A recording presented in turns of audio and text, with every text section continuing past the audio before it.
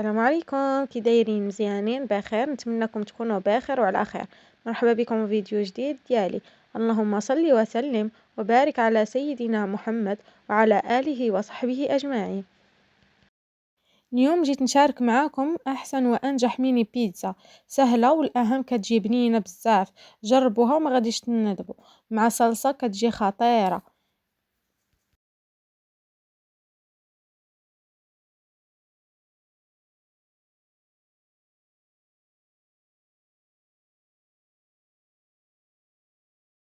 هنا العجينه ديالي غادي ندير غرفيه تاع الفرينه، عندي مغرفه صغيره تاع الملح، مغرفه صغيره تاع سنيده، ومغرفه كبيره تاع خميره تاع العجين. هنا عندي مغرفه تاع الحليب نيدو، الا ما كانش ماشي مشكل. هنايا غادي ندير 2 مغارف كبار تاع زيت الزيتون، وغادي نجمع العجينه ديالي بالماء دافي كما كتشاهدوا في الفيديو.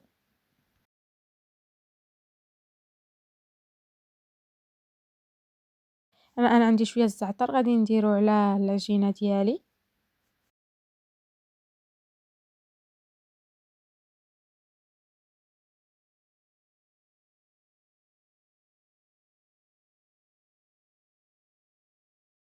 هنا غادي نتلك العجينه ديالي شويه. هنا العجينه خاصها تكون شويه رطبه، تكون تلصق في اليدين كما كتشاهدوا في الفيديو، راها كتلصق في اليدين. من الاحسن تكون العجينه تكون شويه مرخوفه باش تجي يعني من طيب البيتزا تجي رطبه. هنا من تلكت العجينه ديالي غادي نخليها تخمر ونمشي نصايب معكم لاصوص. هنا غادي نحتاج انا 2 مطيشات صغار، نديرهم يطيبوا في الكاسرونه.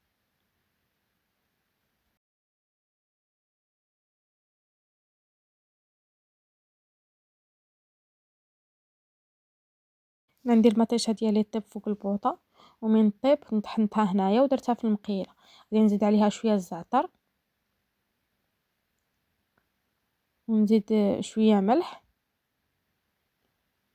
شويه بزار، والزيت الزيت الروميه، ونديرها فوق البوطه تقلالي.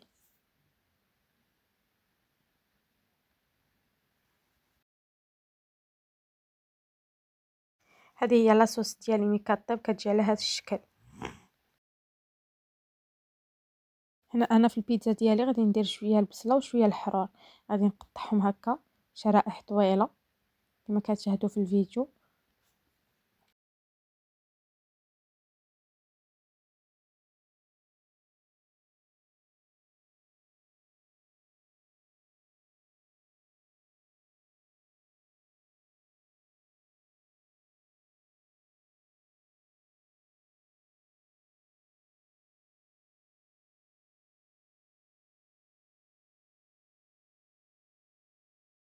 هنا من قطعت الحرور ديالي والبصله غادي نديرهم في المقله، وغادي نزيد عليهم شويه ملح وشويه بزار وشويه زيت، غادي نديرهم هنا فوق البوطه يطيب.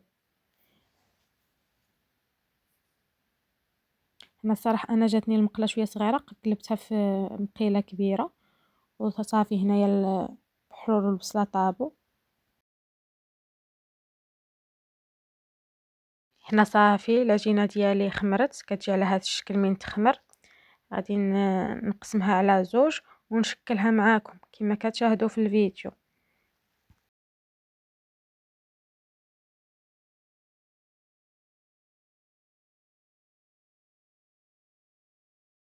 هنا انا غادي ندير شويه الفينو وغادي نقرصها.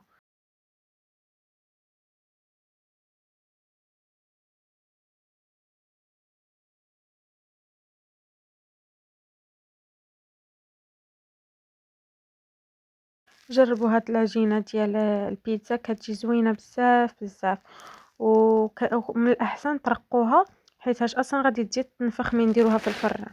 انا هنا درتها رقيقه كما كتشاهدوا في الفيديو، ما خليتهاش غليظه. غادي نكمل الكميه ديالي كامله، ندير الفينو عاد نقرصها ونقطعها بهذيك القطاعه. نتوما قطعوها على الشكل اللي بغيتوها شويه كبيره ولا صغيره، انا درتهم صغار.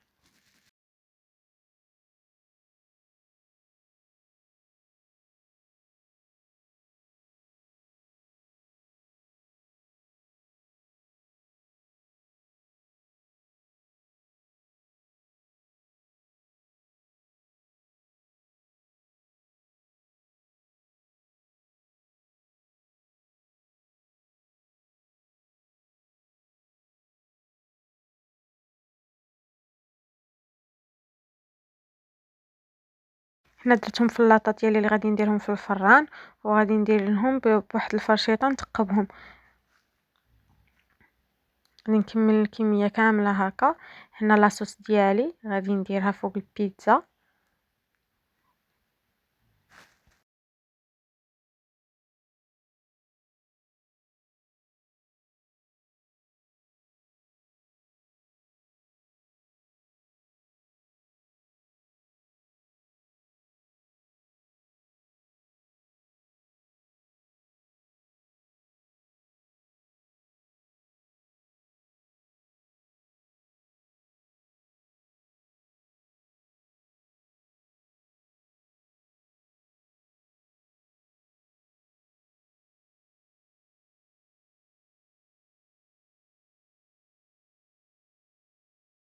انا غادي ندير البيتزا بالطون، وانتم ديروا لا يا كفته يا دجاج يا طون اللي عندكم متوفر ديروه. صراحه بالطون كيجيو زوينين. انا غادي ندير الطون في البيتزا ديالي.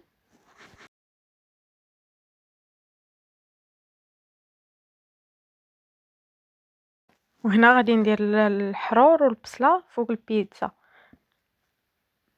جربوا الحرور والبصله طايبين مع البيتزا كيجيو زوينين بزاف بزاف.